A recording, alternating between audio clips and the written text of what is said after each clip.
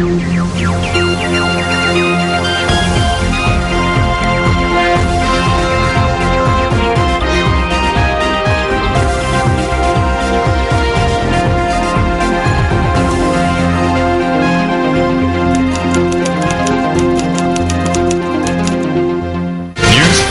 at 9.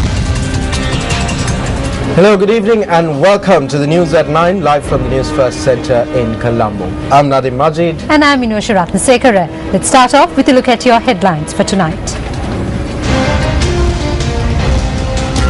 The headlines on Newsfirst at 9. Budgets of another 4 UPFA-governed local government institutions defeated. Chairman of 2 institutions forced to step down. European Parliament calls for the LLRC recommendations to be implemented in full. Sri Lanka's willingness to listen to voices in the international community is a prerequisite for countries to work with Sri Lanka. A statement by Japanese envoy Yasushi Akashi. Public granted the opportunity to visit Parliament without prior permission from today. Kumar Sangakkara named ICC's ODI Cricketer of the Year. Newsfirst at 9. And now on to your top story for tonight. The 2014 budgets of 4 more UPFA-governed local government institutions were defeated today. The 2014 budget of the Madhya Pradesh Sabha was defeated for the second time today by a majority of 3 votes.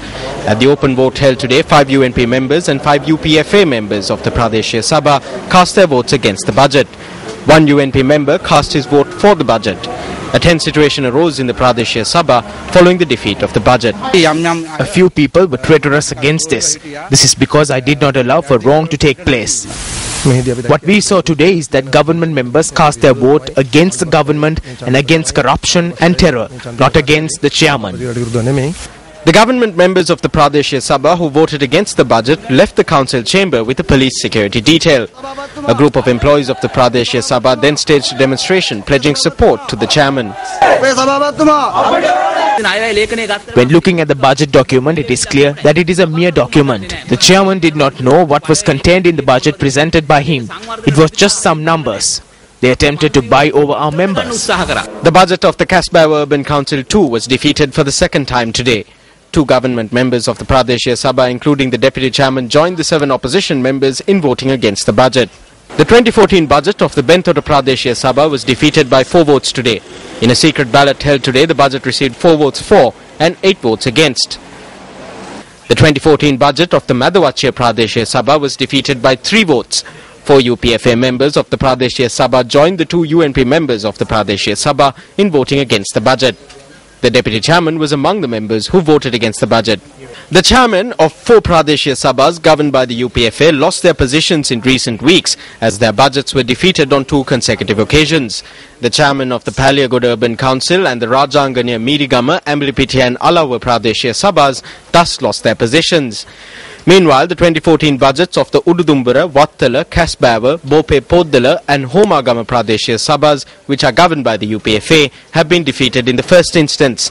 The deputy chairman of the Wattala Pradesh Sabha and a UPFA member of the Pradesh Sabha filed a petition at the Wattala Magistrates Court this morning seeking an enjoining order. The first reading of the budget of the Wattala Pradesh Sabha was held on the 4th. The budget was defeated by a majority of 3 votes. The second reading will be held this Tuesday, the 17th.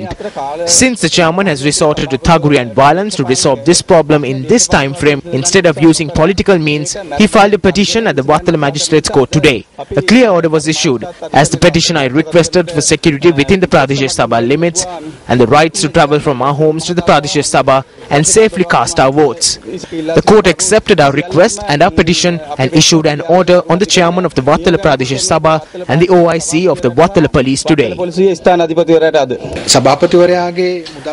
We see a trend where the deputy chairman are attempting to take over the financial deals of the chairman. The repeated defeats that we have witnessed is to a certain extent, I do not like to use the word, but it is a conspiracy. It is a power conflict. If this continues to take place, then the local government administration in the country will collapse. Even in a government which has a two-thirds majority, the budget of a Pradeshia Sabha cannot be passed. The government has fallen to this sale. On to more local news, the annual conference and annual general meeting of the Judicial Service Association for 2013 is being held in Colombo today and tomorrow. Yes, and the conference was graced by the Minister of Justice Rauf Hakim and Chief Justice Mohan Piris today.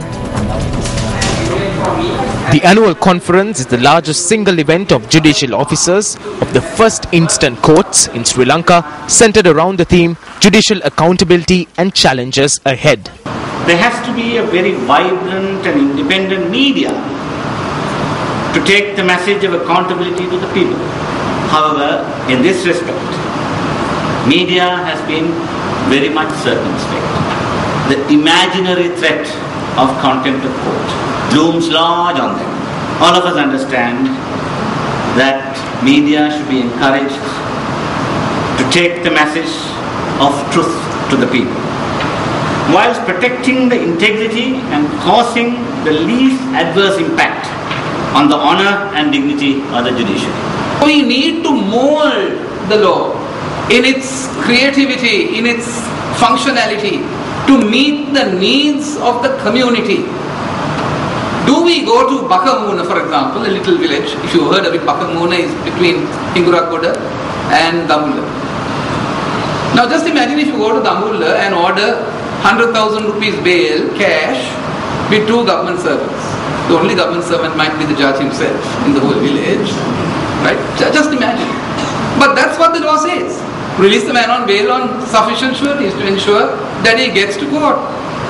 But the man in Bakamuna perhaps has never set foot out of Bakamuna. Now let's understand that. The man in Bakamuna probably won't have all his buttons. And the Murliya will cry out and say, Bottan dagan. Bottan nahe dagan. Now these are the things. You see, when we sit here, we must be sensitive to the needs of the community in which we work. After all, we are blessed. We are in these crispy suits, lovely cars, we have homes to go to, we have a square meal every day. We have nothing to worry. Really, our worries are not too much. Actually, our worries are the problems that we cause ourselves. But the man in Bakamuna probably has a serious problem. He doesn't have too much to eat. He doesn't have a roof over his head. He doesn't have a hospital close by. He has a court breathing down complicated jurisprudence to him which he doesn't understand. Right? Now those are just look at the social imbalance in which we live.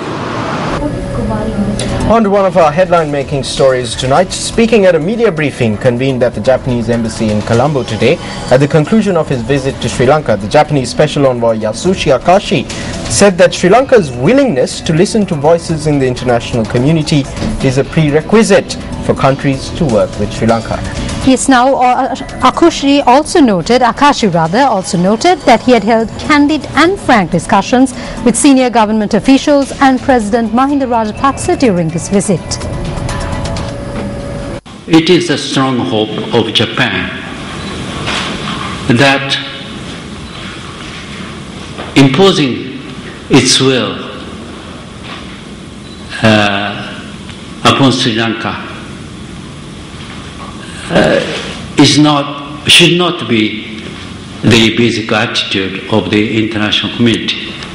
But we like to work with Sri Lanka, with your government, with the backing of its people. But a prerequisite for it will be willingness of Sri Lanka to listen to the voices in the international community, in this particular case, listening to the Human Rights Council, representing international community.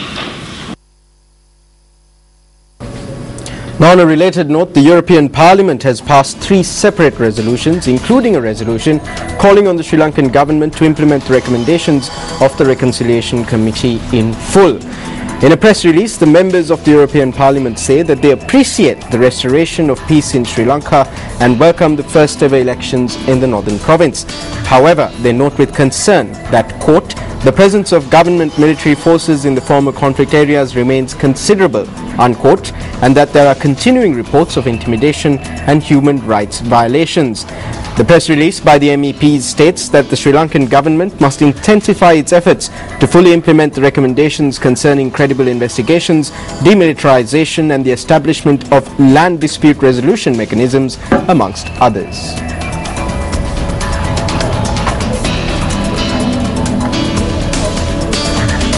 The parents of individuals who were reported to be missing or dead during the time of the war arrived at the Presidential Commission to investigate into complaints regarding missing persons today.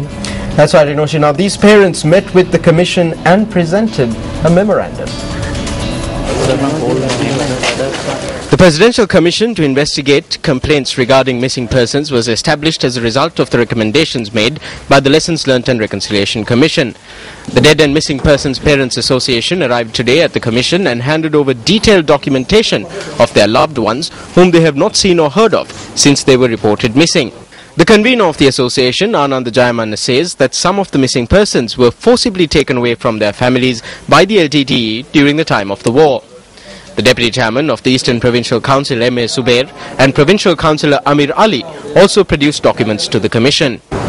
We have now altogether about 10,000 complaints received, and it's a very big task and we need your cooperation to tackle the mass task involved in it. The parents then made their submissions before the Commission.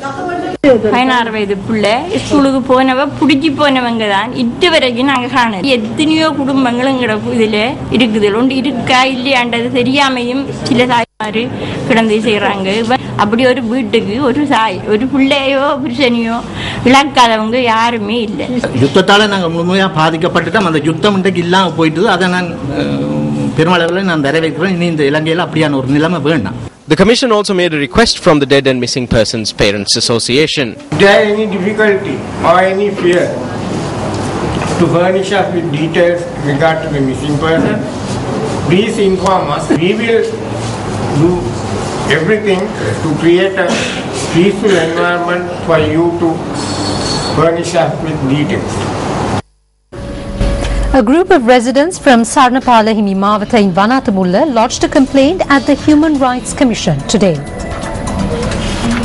The complaint stated that the Urban Development Authority is preparing to remove nearly 600 families from their places of residence and provide them housing at a housing scheme located elsewhere. In their complaint, the residents point out that relocating to another place of residence and living on rent is a risk. The houses in Vanathamulla do not have to be rebuilt. We have the rights and deeds to these houses. For 6 decades, these residents have paid their taxes. They received the land deeds just recently. Now the Urban Development Authority is proposing that these people be moved into flats and live on rent for 20 to 40 years. We